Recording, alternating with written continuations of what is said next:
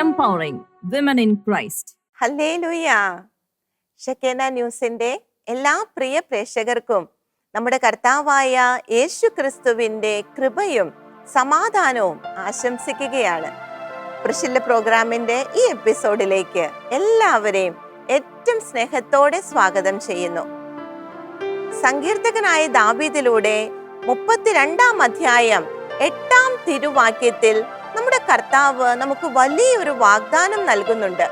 നമ്മൾ ഇപ്രകാരമാണ് വായിക്കുക: ഞാൻ നിന്നെ ഉപദേശിക്കാം, നീ നടക്കേണ്ട വഴി കാണിച്ചു തരാം, ഞാൻ നിന്റെ മേൽ ദൃഷ്ടി ഉറപ്പിച്ച് നിന്നെ ഉപദേശിക്കാം. നമ്മുടെ മേൽ ദൃഷ്ടി ഉറപ്പിച്ചിരിക്കുന്ന, നമ്മൾ നടക്കേണ്ട വഴി നമ്മളെ ഉപദേശിക്കുന്ന ഒരു കർത്താവിനെ കുറിച്ചാണ് തിരുവചനം നമുക്കിവിടെ ഉറപ്പ് തരുന്നത്. എന്റെ പ്രിയ സഹോദരങ്ങളെ, ഈ ഒരു വചനം അക്ഷരാർത്ഥത്തിൽ പ്രാവർത്തികമാക്കപ്പെട്ട ഒരു ജീവിതത്തെ കുറിച്ചാണ് നമ്മൾ പഠിച്ചുകൊണ്ടിരുന്നത്. രാജാക്കന്മാരുടെ 2-ാം പുസ്തകത്തിൽ നമ്മൾ കണ്ടുമുട്ടുന്ന എലീശ പ്രവാചകന്റെ ശിഷ്യഗണത്തിൽ ഒരുവന്റെ ഭാര്യയായ ഒരു വിധവയെ കുറിച്ച്. തന്റെ ജീവിതത്തിൽ ഭർത്താവ് മരിച്ച് തുടർന്ന് വലിയൊരു സാമ്പത്തിക ക്ലേശത്തിലേക്ക് കടന്നു വന്ന അവൾ ആ എലീശ പ്രവാചകന്റെ അടുക്കൽ സഹായത്തിനായിട്ട് വരികയാണ്. താൻ എങ്ങോട്ട് പോകണം, എന്തു ചെയ്യണം എന്നൊരു ഉപദേശത്തിനായിട്ട് വരികയാണ്. എലീശ പ്രവാചകനിലൂടെ നമ്മൾ വായിച്ചു കേട്ട തിരുവചനം പറയുന്നത് പോലെ കർത്താവ് അവൾ നടക്കേണ്ട വഴി അവൾക്ക് കാണിച്ചു കൊടുക്കുകയാ, വലിയൊരു ഉപദേശം നൽകുകയാണ്. അവളുടെ മേൽ ദൃഷ്ടി ഉറപ്പിച്ച് അവളുടെ ആ പ്രശ്നത്തിന്റെ ഇടയിലൂടെ കർത്താവ് അവളെ കരം പിടിച്ച് സ്വാതന്ത്ര്യത്തിലേക്ക് കൊണ്ടുപോകുന്നതായിട്ടാണ് നമ്മൾ കണ്ടത്. എന്റെ പ്രിയ സഹോദരങ്ങളെ, എത്ര വലിയ പ്രതികൂലമായിക്കൊള്ളട്ടെ, നമ്മുടെ കർത്താവിന് അതിനിടയിലൂടെ വഴി നടത്താനായിട്ട് സാധിക്കും. നമ്മെ എപ്പോഴും കണ്ടുകൊണ്ടിരിക്കുന്ന, നമ്മുടെ മേൽ ദൃഷ്ടി ഉറപ്പിച്ച് നമ്മളെ നോക്കിക്കൊണ്ടിരിക്കുന്ന നമ്മുടെ കർത്താവിന് നാം പോകേണ്ട വഴി, നമ്മൾ എടുക്കേണ്ട തീരുമാനങ്ങൾ, ഇതിലെല്ലാം നമ്മെ ഉപദേശിക്കാനായിട്ട്, കൃത്യതയോട് നയിക്കുവാനായിട്ട് സാധിക്കും. നമ്മുടെ കർത്താവിന്റെ ആ ഒരു സ്നേഹത്തിന്റെ മുൻപിൽ നന്ദിയുള്ള ഹൃദയത്തോടെ നാം ആയിരിക്കുന്നിടത്തിരുന്ന് നമ്മുടെ കർത്താവിനെ ആരാധിക്കുവാനായിട്ട് നമുക്ക് ഒരുങ്ങാം. ഒപ്പം ഇന്നത്തെ ശുശ്രൂഷകളെ പരിശുദ്ധാത്മാവിന്റെ കരങ്ങളിലേക്ക് നമുക്ക് ഏൽപ്പിക്കാം. കർത്താവ് നൽകുന്ന ആഹ്വാനങ്ങളെ നമ്മുടെ ജീവിതത്തിലേക്ക് ഏറ്റെടുക്കുവാനുള്ള ഒരു കൃപയ്ക്കായിട്ട്, അതിനനുസരിച്ച് മാറ്റങ്ങൾ വരുത്തി വിശ്വാസ ജീവിതത്തിൽ മുന്നോട്ട് പോകുവാനുള്ള കൃപയ്ക്കായിട്ട് നമുക്ക് പ്രാർത്ഥിക്കാം. പ്രതിസന്ധികൾക്കിടയിലൂടെ നമ്മളെ കരം പിടിച്ച് വഴി നടത്തുന്ന നമ്മുടെ കർത്താവിനെ നാം ആയിരിക്കുന്നിടത്തിരുന്ന് ഏക മനസ്സോടെ നമുക്ക് സ്തുതിച്ച് പാടി ആരാധിക്കുവാനായിട്ട് ഒരുങ്ങാം. Hallelujah, hallelujah. ദൈവം കൂടെയുള്ളതിനാൽ നാളെയോർത്തു നീ ഭയപ്പെടേണ്ട, കർത്തൻ തൻ കരമതു കൂടെയുണ്ടല്ലോ, കരതലമതിലവൻ വഹിച്ചിടുമേ. കരുതുന്ന ദൈവം കൂടെയുള്ളതിനാൽ നാളെയോർത്തു നീ ഭയപ്പെടേണ്ട, കർത്തൻ തൻ കരമതു കൂടെയുണ്ടല്ലോ, കരതലമതിലവൻ വഹിച്ചിടുമേ. വാക്ക് പറഞ്ഞൊരു താതനുണ്ട്, വാഗ്ദത്തം തന്നൊരു പുത്രനുണ്ട്, കൂടെയിരിക്കുന്ന ആത്മാവുണ്ട്, പിന്നെന്തു ഭയമിതു എൻ മനമേ. വാക്ക് പറഞ്ഞൊരു താതനുണ്ട്, വാഗ്ദത്തം തന്നൊരു പുത്രനുണ്ട്, കൂടെയിരിക്കുന്ന ആത്മാവുണ്ട്, പിന്നെന്തു ഭയമിതു എൻ മനമേ. ഹല്ലേലൂയ. കർത്താവേ, ഈ ഒരു സ്വാതന്ത്ര്യത്തിലേക്ക് കടന്നു വരുവാനുള്ള കൃപയ്ക്കായിട്ട് കർത്താവെ ഞങ്ങൾ പ്രാർത്ഥിക്കുകയാണ്. എത്ര വലിയ പ്രതിസന്ധി ആയിക്കൊള്ളട്ടെ, വിഷമങ്ങൾ ആയിക്കൊള്ളട്ടെ, കരുതുന്ന കർത്താവ് ഞങ്ങളുടെ ഒപ്പമുണ്ടെന്നുള്ള ഒരു ഉറപ്പിൽ ജീവിക്കുവാൻ, ഒരു വലിയ കൃപയിലേക്ക് കടന്നു വരുവാൻ കർത്താവെ ഞങ്ങളെ അഭിഷേകം ചെയ്യണമേ. Hallelujah, hallelujah. പ്രതിസന്ധികളിൽ നീ ഭയപ്പെടുമ്പോൾ ലേശവും ഭാരം വേണ്ട യാത്ര തുടരാൻ. പ്രതിസന്ധികളിൽ നീ ഭയപ്പെടുമ്പോൾ ലേശവും ഭാരം വേണ്ട യാത്ര തുടരാൻ. കൺമണി പോൽ നിന്നെ കരുതിടുവാൻ വിശ്വസ്തനായി ദൈവമുണ്ട്, മറന്നിടല്ലേ.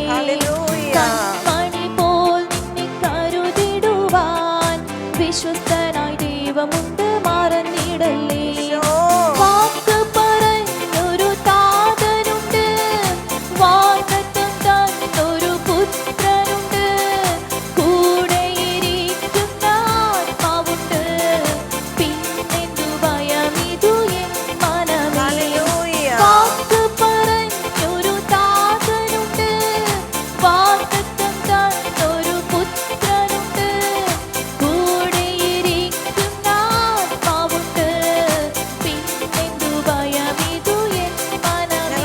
പറയുന്നു ഈശോ.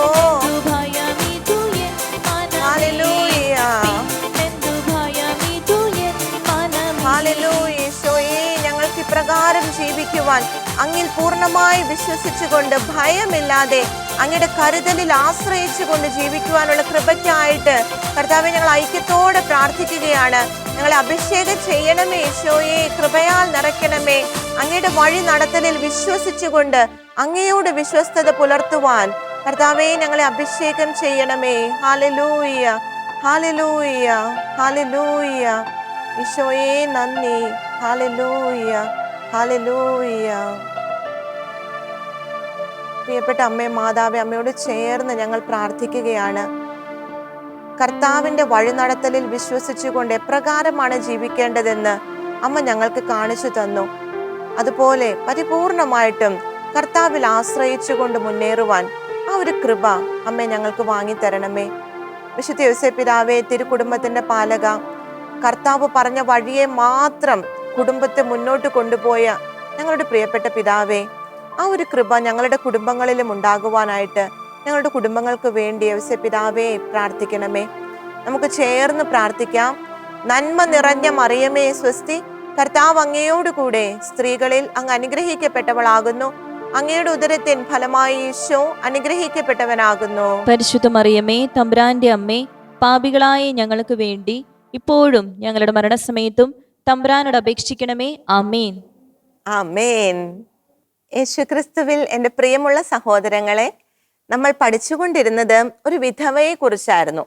രാജാക്കന്മാരുടെ 2-ാം പുസ്തകം 4-ാം അധ്യായത്തിൽ നമ്മൾ കണ്ടുമുട്ടുന്ന പ്രതിസന്ധികളാൽ ചുറ്റപ്പെട്ട ഒരു പാവപ്പെട്ട അമ്മയെക്കുറിച്ച്.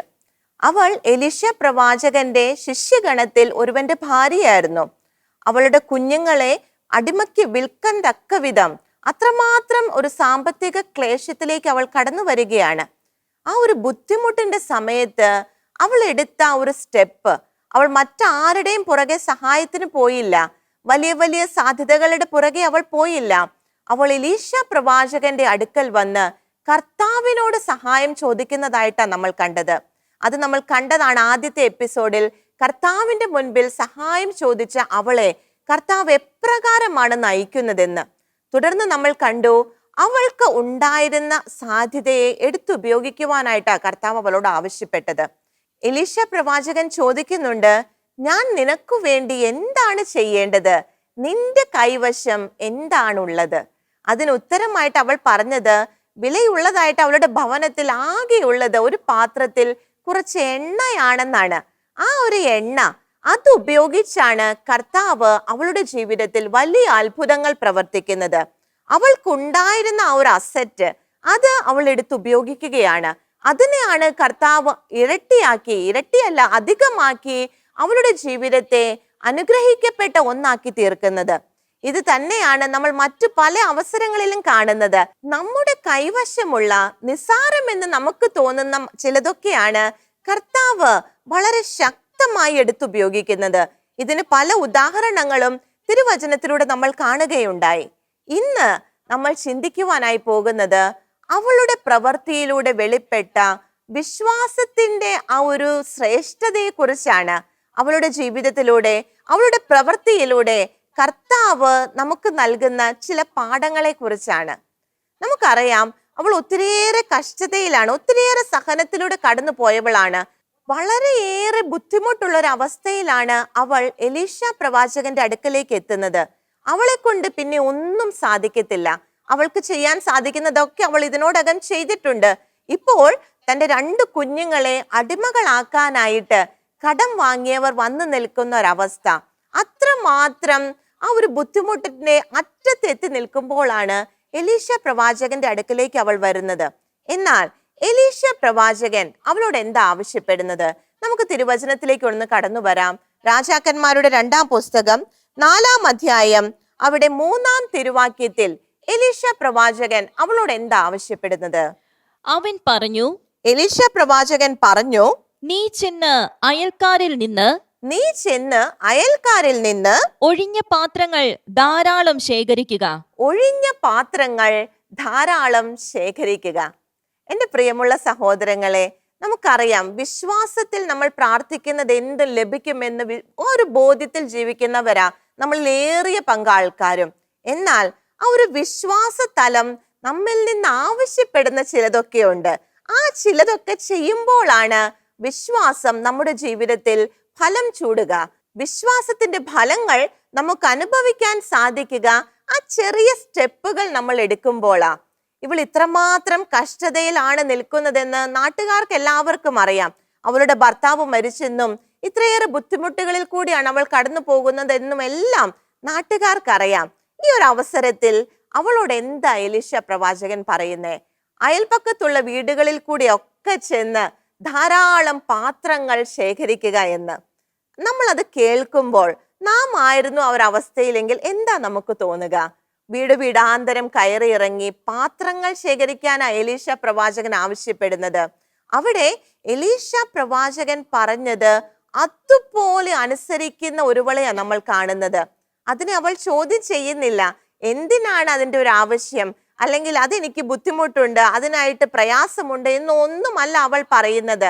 തൊട്ടടുത്ത വാക്യത്തിൽ എന്താ തിരുവചനം പറയുന്നേ? 4-ാം തിരുവാക്യത്തിലേക്ക് നമുക്ക് കടന്നു വരാം. പിന്നെ നീയും നിന്റെ പുത്രന്മാരും അകത്തു കിടന്ന് പാത്രങ്ങളിൽ എണ്ണ പകരുക, നിറയുന്നത് മാറ്റിവെക്കുക. ആ ഒരു സ്ത്രീയെ സംബന്ധിച്ചിടത്തോളം യാതൊരു ലോജിക്കും ഇല്ലാത്തൊരു കാര്യമാണ് ഇവിടെ എലീശ പ്രവാചകൻ പറയുന്നത്. മാനുഷിക ബുദ്ധിയിൽ ചിന്തിച്ചാൽ ഇത് നടക്കുന്ന കാര്യമാണോ? അവൾ എന്നാൽ ഇതിനെ ഒന്നും ചോദ്യം ചെയ്യുന്നില്ല. കർത്താവ് പറഞ്ഞതുപോലെ, കർത്താവ് എലീശ പ്രവാചകനിലൂടെ പറഞ്ഞതുപോലെ അത് അക്ഷരം പ്രതി അവൾ അനുസരിക്കുന്നതായിട്ടാ തിരുവചനം നമുക്ക് പറഞ്ഞു തരുന്നത്. അവൾ വീട് വീടാന്തരം കയറി ഇറങ്ങി പാത്രങ്ങൾ ശേഖരിക്കുന്നുണ്ട്. അതിനനുസരിച്ച് അവളുടെ മക്കളും അവളോടൊപ്പം ചേരുന്നതായിട്ടാണ് നമ്മൾ കാണുന്നത്. 5-ാം തിരുവാക്യം കൂടി ഇതിനോട് ചേർത്ത് നമുക്കൊന്ന് ശ്രദ്ധിക്കാം. അവൾ വീട്ടിൽ ചെന്ന് പുത്രന്മാരെ അകത്തു വിളിച്ച് വാതിലടച്ചു. അവൾ പകരുകയും അവർ പാത്രങ്ങൾ എടുത്തു കൊടുക്കുകയും ചെയ്തു.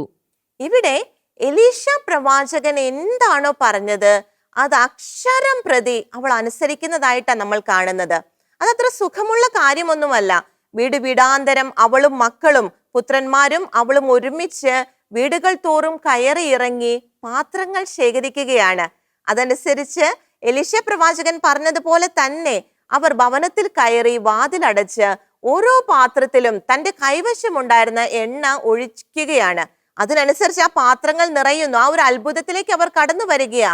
എന്തുകൊണ്ടാ ആ ഒരു അത്ഭുതം അവിടെ സംഭവിച്ചത്? എലീശ പ്രവാചകനിലൂടെ കർത്താവ് അവളോട് എന്താണോ പറഞ്ഞത് അത് അവൾ അനുസരിക്കാൻ സന്നദ്ധയാവുകയാണ്. അതിന്റെ പിന്നിലെ ലോജിക്ക് എന്താണെന്ന് ചിന്തിച്ച് അവൾ നിൽക്കുന്നില്ല. അതിൽ എന്തെങ്കിലും കാര്യമുണ്ടോ എന്ന് ചിന്തിച്ച് അവൾ നിൽക്കുന്നില്ല. അതിലൂടെ അവൾക്ക് വരാവുന്ന കളിയാക്കലുകൾ, നാണക്കേട്, അതൊന്നും അവൾ ശ്രദ്ധിക്കുന്നില്ല. ആൾക്കാർക്ക് എന്തും പറയാം. എല്ലാ വീട്ടിൽ കൂടെയും കയറി പാത്രങ്ങൾ ശേഖരിക്കുമ്പോൾ എന്തും പറയാം. അതൊന്നും അവൾ ശ്രദ്ധിക്കുന്നേയില്ല. അവളും പുത്രന്മാരും കർത്താവ് തങ്ങളോട് എന്താവശ്യപ്പെട്ടോ അത് ചെയ്യുവാനായിട്ട് സന്നദ്ധതയോടെ നിൽക്കുന്നതായിട്ടാണ് നമ്മൾ കാണുന്നത്. എൻ്റെ പ്രിയ സഹോദരങ്ങളെ, വിശ്വാസ ജീവിതം നമ്മോട് ആവശ്യപ്പെടുന്നത് എപ്പോഴും നമുക്ക് കംഫർട്ടബിൾ ആയിരിക്കണമെന്നില്ല. നമ്മുടെ സുഖ സൗകര്യങ്ങൾക്ക്, നമ്മുടെ ഇഷ്ടത്തിനൊത്ത കാര്യങ്ങളല്ല വിശ്വാസ ജീവിതം നമ്മിൽ നിന്ന് ആവശ്യപ്പെടുക. അതിൽ കുറച്ച് അസ്വസ്ഥതകൾ ഉണ്ടാകും. അത് ചെയ്യുവാൻ നമുക്ക് നമ്മെ തന്നെ ഒന്ന് താഴ്ത്തേണ്ട അവസ്ഥകൾ ഉണ്ടാകും. നമ്മുടെ വിചാരങ്ങൾക്ക്, നമ്മുടെ വികാരങ്ങൾക്ക് ഉപരിയായിട്ട് നമ്മൾ പ്രവർത്തിക്കേണ്ടതായിട്ടുണ്ടാകും.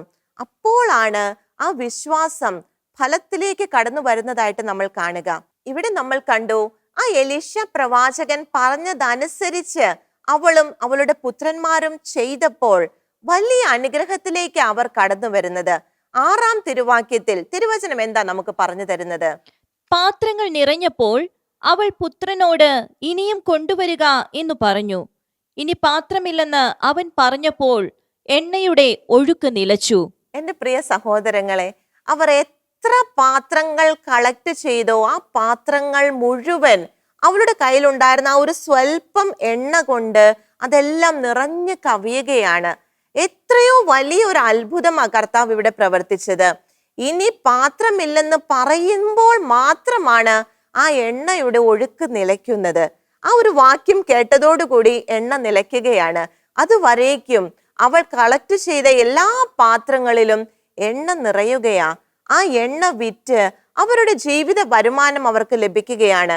കടം വീട്ടാനും തുടർ ജീവിതത്തിനും ആവശ്യമായതെല്ലാം ഈ ഒരു അത്ഭുതത്തിലൂടെ കർത്താവ് അവരുടെ ജീവിതത്തിലേക്ക് പകർന്നു കൊടുക്കുകയാ. ഇതിന്റെ ഒക്കെ ബേസ് എന്തായിരുന്നു? അവൾ കർത്താവിനോട് ചോദിക്കാൻ ചെന്നു. കർത്താവിനോട് അവൾ സഹായം ചോദിച്ചപ്പോൾ കർത്താവ് പറഞ്ഞത് അക്ഷരം പ്രതി അവൾ അനുസരിച്ചു. അതിലൂടെ വരുന്ന മറ്റു കാര്യങ്ങളൊന്നും അവൾ ചിന്തിക്കുന്നില്ല. അത് എത്രമാത്രം ഒരു അൺകംഫർട്ടബിൾ അവളെ ആക്കിയോ അതൊന്നും അവൾ ചിന്തിക്കുന്നില്ല. എന്ത് ചെയ്യാനും അവൾ തയ്യാറായിരുന്നു. കർത്താവ് എന്ത് പറഞ്ഞാലും അത് ചെയ്യാൻ അവൾ തയ്യാറായിരുന്നു. എൻ്റെ പ്രിയ സഹോദരങ്ങളെ, വിശ്വാസം ഉണ്ടെന്ന് വെച്ചോണ്ട് നമ്മൾ ഇരുന്നിടത്തിരുന്ന് പ്രാർത്ഥിക്കുമ്പോൾ ഇങ്ങോട്ട് നമ്മുടെ കാര്യങ്ങൾ സാധിക്കുന്ന ആ ഒരു ക്രമമല്ല കർത്താവിനുള്ളത്. കർത്താവ് പലപ്പോഴും നമ്മിൽ നിന്ന് പലതും ആവശ്യപ്പെടുന്നുണ്ട്. ചില പ്രവർത്തികൾ, ചില കൊടുക്കലുകൾ കർത്താവ് നമ്മോട് ആവശ്യപ്പെടുന്നുണ്ട്. ഇത് തന്നെയല്ലേ തിരുവചനത്തിലൂടെ എല്ലാം നമ്മൾ കാണുന്നത്. നമുക്കറിയാം, 5 അപ്പവും 2 മീനും കൊണ്ട് കർത്താവ് 5000-ഓളം വരുന്ന പുരുഷന്മാരടങ്ങുന്ന അത്രയും വലിയൊരു ജനസമൂഹത്തെ ഭക്ഷിച്ച് തൃപ്തരാക്കുന്നുണ്ട്. എന്നാൽ അതിന്റെ പിന്നിൽ ഒരു ചെറിയൊരു ബാലനുണ്ട്. അവൻ ആ അപ്പവും മീനും കർത്താവിന് കൊടുത്തപ്പോഴാണ്, അല്ലാതെ വെറുതെ ഒന്നുമില്ലായ്മയിൽ നിന്നല്ല കർത്താവ് അവിടെ അത്ഭുതം പ്രവർത്തിക്കുന്നത്. നമുക്ക് ചിലത് കൊടുക്കേണ്ടതായ ഒരു ആവശ്യകതയെക്കുറിച്ച് ഓരോ അത്ഭുതത്തിലും കർത്താവ് നമുക്ക് കാണിച്ചു തരുന്നുണ്ട്. കാനായിലെ കല്യാണ വിരുന്ന് നമുക്കറിയാം. അവിടെയുള്ള ദാസന്മാര് അവര് ആ കുടങ്ങളെല്ലാം വക്കോളം നിറച്ചത് അവരായിരുന്നു. കർത്താവ് ഒന്നുമില്ലാത്തടത്ത് നിന്ന് വീഞ്ഞുണ്ടാക്കുകയല്ല ചെയ്തേ. അതിന്റെ പിന്നിൽ അവരുടെ ഒരു അധ്വാനം ഉണ്ടായിരുന്നു. ഇതുപോലെ തിരുവചനത്തിൽ പറയുന്ന ഓരോ അത്ഭുതങ്ങൾക്ക് പിന്നിലും ചില പ്രവർത്തികൾ കാണാൻ സാധിക്കും. കർത്താവ് ആഹ്വാനം ചെയ്യുന്ന ചില പ്രവർത്തികൾ, ചില കൊടുക്കലുകൾ എല്ലാത്തിന്റെ പിന്നിലും ഉണ്ട്. പ്രിയമുള്ളവരെ, സറൈഫാത്തിലെ വിധവ നമ്മൾ പഠിച്ചതാണ്. അവൾ എന്താ ചെയ്തേ? അവളുടെ കയ്യിൽ ആകെ ഉണ്ടായിരുന്ന ഒരു പിടി മാവ്, അത് ഏലിയ പ്രവാചകൻ അപ്പം ഉണ്ടാക്കി കൊടുക്കാൻ അവൾ സന്നദ്ധയായപ്പോഴാണ് അവിടെ ആ ഒരു വലിയ അത്ഭുതം നടന്നത്.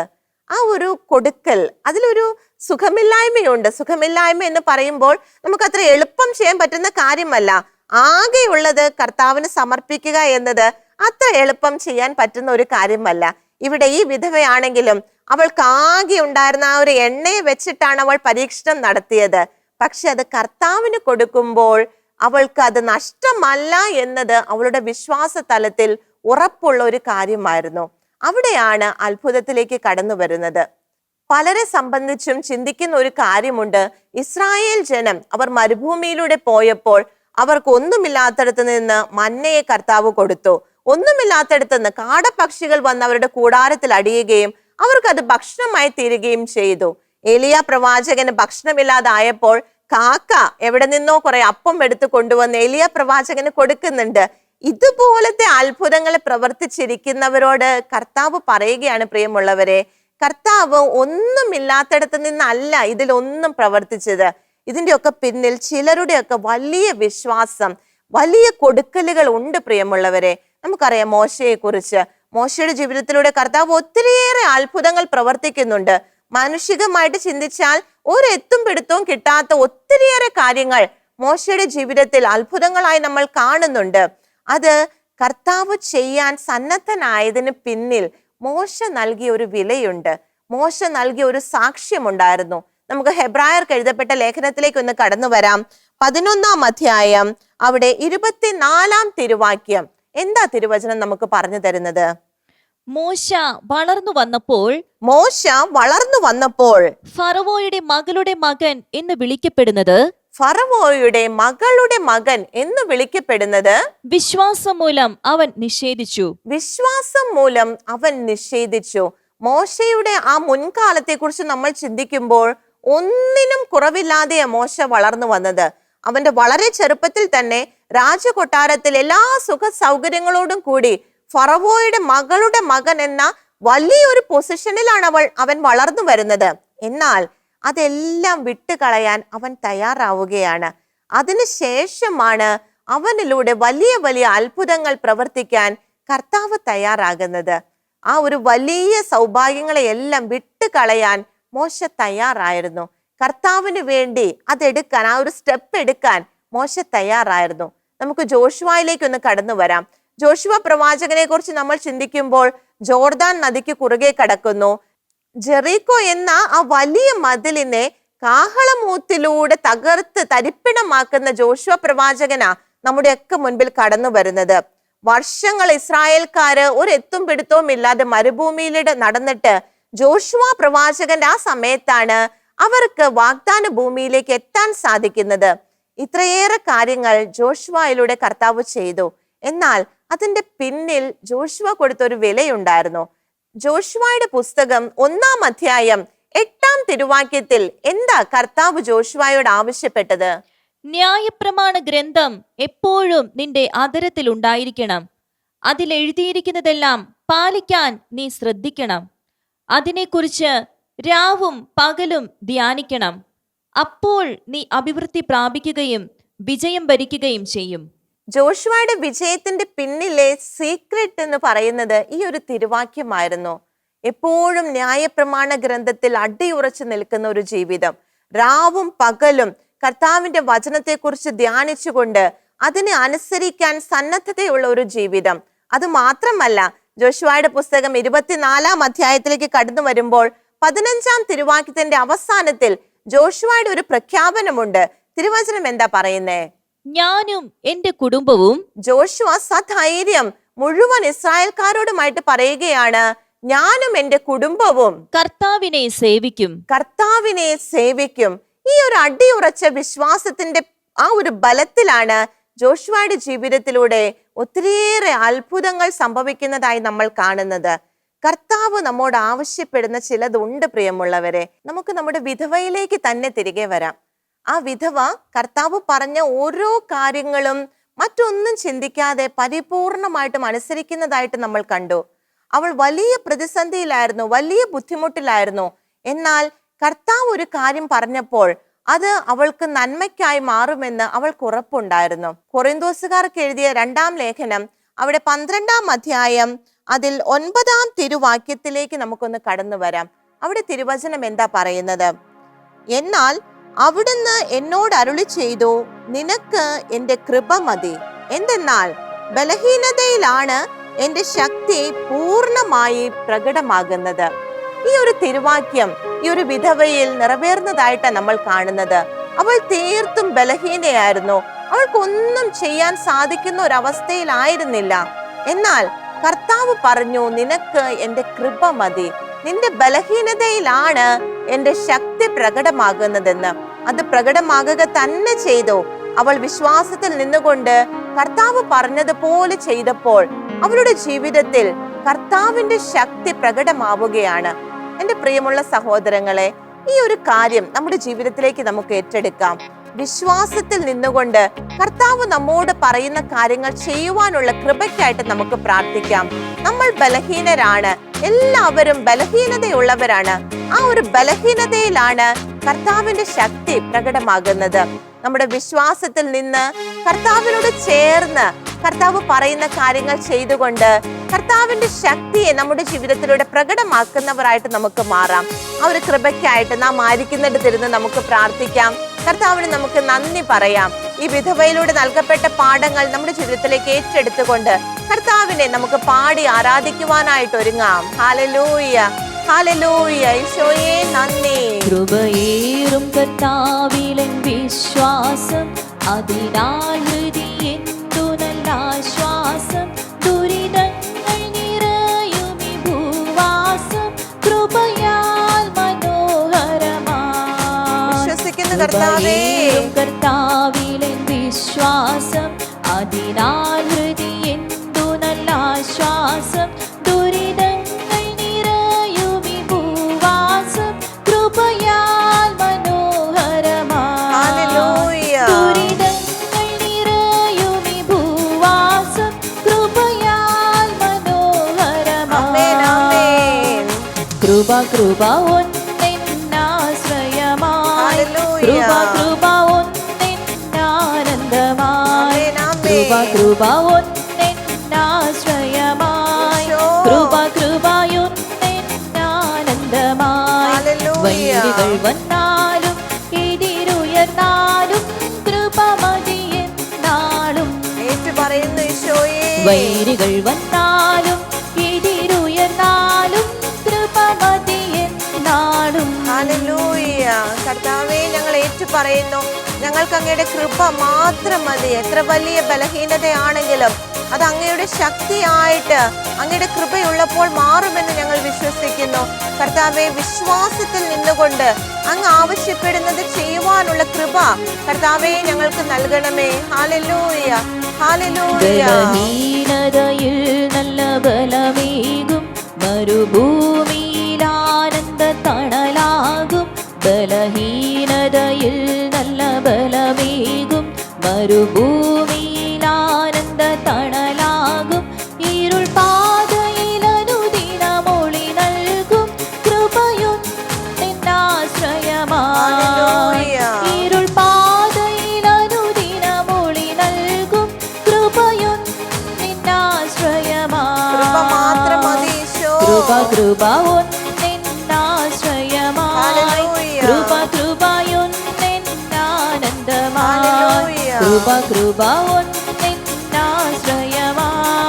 കൃപ കൃപയും നിന്നാനന്ദമായി. വൈരികൾ വന്നാലും എതിരുയർന്നാലും കൃപ മതിയെന്നാളും. വൈരികൾ വന്നാലും എതിരുയർന്നാലും കൃപ മതിയെന്നാളും. കർത്താവേ, ഞങ്ങൾക്ക് അങ്ങയുടെ കൃപ വൈരികൾ മാത്രം മതി. വന്നാലും എതിരുയർന്നാലും കൃപ മതിയെന്നാളും. Hallelujah, hallelujah, hallelujah. കർത്താവേ, അങ്ങയുടെ കൃപ മാത്രം മതി. എത്ര വലിയ ബലഹീനതയാണെങ്കിലും അത് അങ്ങയുടെ ശക്തിയായിട്ട് കൃപയ്ക്ക് മാറ്റാൻ സാധിക്കുമെന്ന് ഞങ്ങൾ ഏറ്റു പറയുന്നു, വിശ്വസിക്കുന്നു കർത്താവേ. Hallelujah, hallelujah. ഈശോയെ നന്ദി, ഈശോയെ നന്ദി. Hallelujah, hallelujah, hallelujah. കർത്താവേ, വിശ്വാസത്തിൽ ഉറച്ചു നിന്നുകൊണ്ട് അങ്ങ് ആവശ്യപ്പെടുന്നത് എന്തും പ്രവർത്തിക്കുവാൻ ഈ വിധവ ഞങ്ങളെ പഠിപ്പിച്ചതുപോലെ അങ്ങ് പറയുന്ന കാര്യങ്ങൾ അക്ഷരം പ്രതി അനുസരിക്കുവാനുള്ള കൃപ കർത്താവെ ഞങ്ങൾക്ക് നൽകണമേ. അപ്പോൾ ഞങ്ങളുടെ ബലഹീനതകൾ, ഞങ്ങളുടെ ബുദ്ധിമുട്ടുകളെല്ലാം അങ്ങയുടെ ശക്തിയായി മാറുമെന്ന് ഞങ്ങൾ ഏറ്റു പറയുന്നു കർത്താവേ. Hallelujah, hallelujah. ഈശോയെ നന്ദി, ഈശോയെ നന്ദി. ഹല്ലേലൂയ.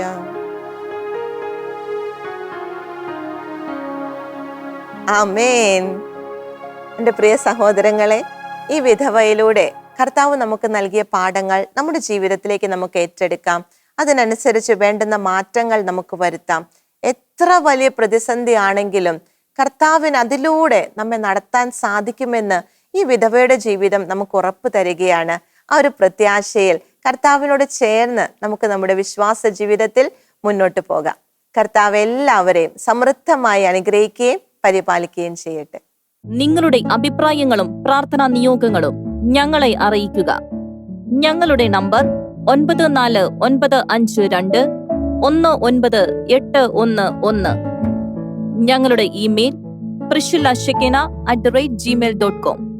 ഞങ്ങളുടെ address പ്രിഷില്ല Shekinah news, Thalikkode, Pattikkad PO, Thrissur, Kerala 680652.